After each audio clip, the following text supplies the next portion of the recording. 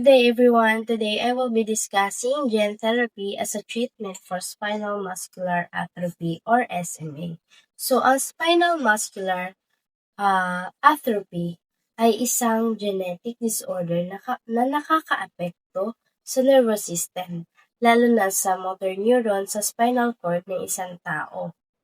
So, ang motor neurons po ang responsible sa pagkontrol ng galaw ng ating muscles.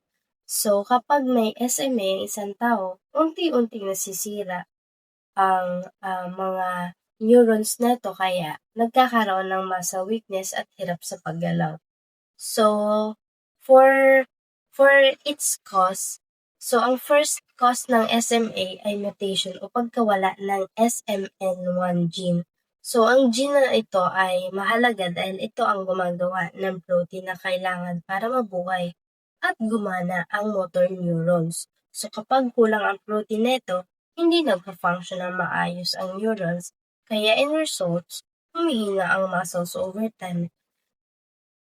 Then, kadalasan nakakaapekto ito sa mga sanggol at bata, pero may ibang cases rin na lumalabas din ito sa teenagers or adults.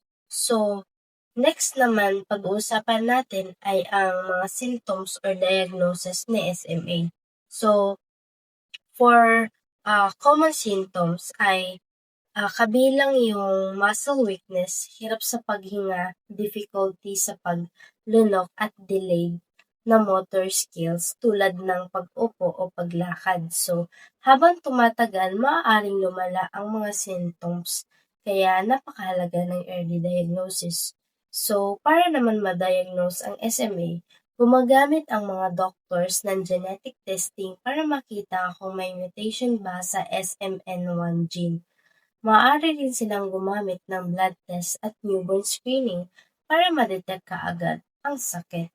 So, next is the gene therapy process. So, ang gene therapy ay isang modern way ng paggamit that aim to fix yung mismong cause ng genetic disease. Sa SMA, ang goal nito ay palitan ang kulang o sira na SMN1 gene.